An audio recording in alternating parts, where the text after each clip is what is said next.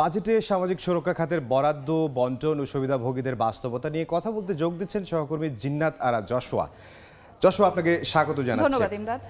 জি, এই যে জিডিপি বেড়েছে, মাথাপিছু আয় বেড়েছে, তারপরও সামাজিক সুরক্ষা খাতে আমাদের কেন এত বেশি নজর দিতে হচ্ছে?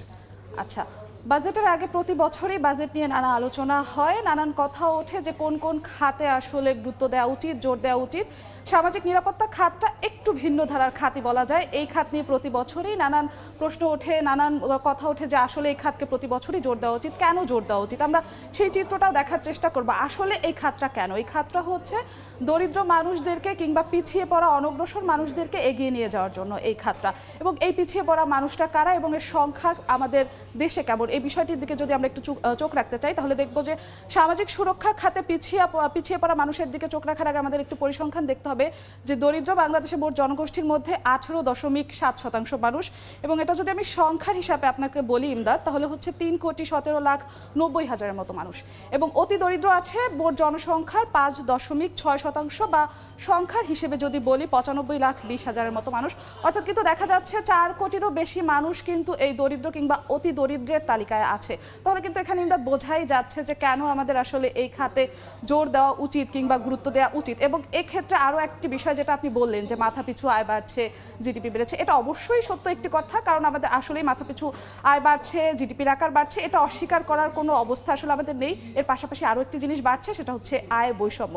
আয় বৈষম্যের চিত্রটি আসলে কি, সেই চিত্রটিও আমরা একটু দেখানোর চেষ্টা করব যে আয় বৈষম্য কিন্তু আমরা যদি দেখি যে শীর্ষ 5% ধনীর হাতে দেশের মোট সম্পদের 30.04%, অর্থাৎ আমরা যদি বলি দেশের মোট সম্পদের 1/3 কিন্তু শীর্ষ 5% ধনী যারা আছেন তাদের হাতে আছে। এবং এক্ষেত্রে যদি বলি সবচেয়ে নিম্ন আয়ের যারা আছেন সেই 5% মানুষের হাতে আছেন কেবল 0.37%। এখানে আয় বৈষম্যর চিত্রটা আসলে যে কতটা প্রকট, এবং এই শীর্ষ 5% ধনী এবং সবচেয়ে নিম্ন আয়ের 5% মানুষের মধ্যে যে পার্থক্য, সেটা নিশ্চয়ই আপনি বুঝতে পারছেন।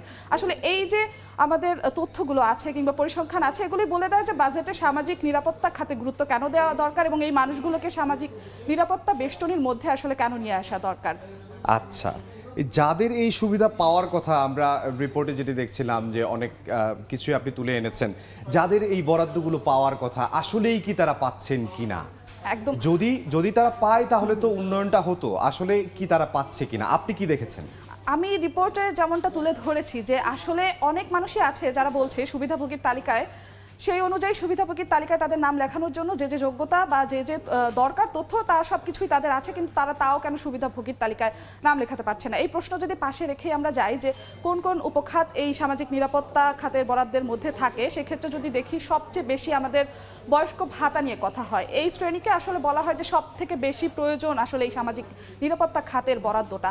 সেক্ষেত্রে আমরা যদি আপনাদেরকে একটু দেখানোর চেষ্টা করি যে বয়স্ক ভাতার ক্ষেত্রে সুবিধাভোগীর সংখ্যা বর্তমান চলতি অর্থ বছরে আছে 98,01,000 সুবিধাভোগী, এবং এক্ষেত্রে বরাদ্দ আছে 4,205,96,00,000 টাকা। এবং বিধবা ও স্বামী নিগৃহীতা ভাতা আছে, সেটা পাচ্ছেন 25,75,000 সুবিধাভোগী, এবং এক্ষেত্রে তাদের জন্য বরাদ্দ আছে 1,711,40,00,000। এবং পেনশন, আমি একটু আগে আপনাকে বলছিলাম যে আসলে অনগ্রসর মানুষদেরকে এগিয়ে নেওয়ার জন্য কিন্তু একটু ভিন্ন ধারার আসলে খাত এখানে আছে। যেমন দেখতে পাচ্ছি আমরা সরকারি কর্মচারীদের অবসর ভাতা, সেটা পাচ্ছেন 8 লাখ মানুষ, এবং সেক্ষেত্রে বরাদ্দ আছে সবচেয়ে বেশি পরিমাণ 27,413,78,00,000 টাকা। এবং মুক্তিযোদ্ধা ভাতা বা মুক্তিযোদ্ধাদের সম্মানী যেটাই আমরা বলি, সুবিধাভোগীর সংখ্যা সেখানে আছেন 2 লাখ, এবং বরাদ্দ আছে 568,53,00,000 টাকা। এবং প্রতিবন্ধী ভাতা আছে 29 লাখ মানুষ পাচ্ছেন 2,978,71,00,000 টাকা। এখানে আসলে চিত্রটা বোঝা যাচ্ছে যে আমরা যেই শ্রেণীকে বলছি যে তাদের সব থেকে বেশি প্রয়োজন, সেখানে সুবিধাভোগীর সংখ্যাও অনেক বেশি 98 লাখ, কিন্তু বরাদ্দ কেবল 4,000, এবং সরকারি কর্মচারীদের 8 লাখের বিনিময়ে বরাদ্দ আছে 27,000-এর মতো। যশোয়া, যে বিষয়টি দেখছিলাম যে একজন বিধবা বা বয়স্ক ভাতায় যিনি পাচ্ছেন আর কি, মাসে হয়তো 600 টাকার মতো পাচ্ছেন, কিন্তু একদিন বাজারে গেলে 600 টাকা নাই হয়ে যাচ্ছে, সে কিন্তু আর সংসার কিভাবে চালাবে? বরাদ্দটা কি একটু বাড়ানো উচিত কিনা?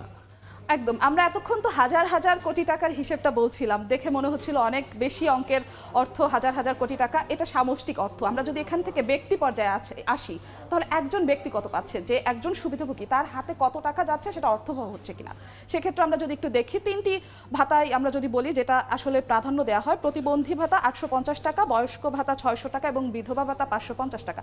আমি আবারও বলছি যে যেই খাতটায় বেশি গুরুত্ব দেওয়া হয় বয়স্ক ভাতা, সেই বয়স্ক ভাতাই যদি আমরা ধরি, আপনি যেমনটা বললেন যে বর্তমান বাজারে আমরা আসলেই বলি যে বাজারে গেলে 600 টাকা নাই হয়ে যাচ্ছে, সেখানে তার মাসিক বরাদ্দ হচ্ছে 600 টাকা। সেই 600 টাকায় তার কি হয়, আমি সামান্য 4টি পণ্যের উদাহরণ যদি দেই, 5 কেজি চাল কিনতে তার বাজারে গেলে 250 টাকা শেষ হয়ে যাচ্ছে, তেল কিনলে 1 লিটার তার 130 টাকা শেষ হয়ে যাচ্ছে, আমি অনেকটা কমিয়ে যদি ধরি তাও 130 টাকা শেষ হয়ে যাচ্ছে, ডাল 1 কেজি কিনলে 110 টাকা শেষ হয়ে যাচ্ছে, ডিম 1 ডজন কিনলে গরিবের আমিষ যেটাকে আমরা বলি সেটাও 150 টাকা শেষ হয়ে যাচ্ছে। এখানে কিন্তু মোট তার 4টি পণ্যতে 640 টাকা শেষ হয়ে যাচ্ছে।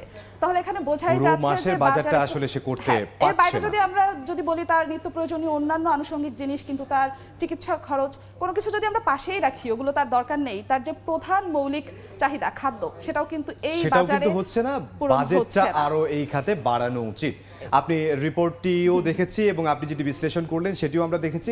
আশা করছি এই বাজেটে তাদের প্রতি একটু নজর দেওয়া হবে। যশোয়া, আপনাকে অসংখ্য ধন্যবাদ আমাদেরকে সময় দেওয়ার জন্য। ধন্যবাদ আপনাকে। জিন্নাত আরা যশোয়া আমাদের সঙ্গে যোগ দিয়েছিলেন।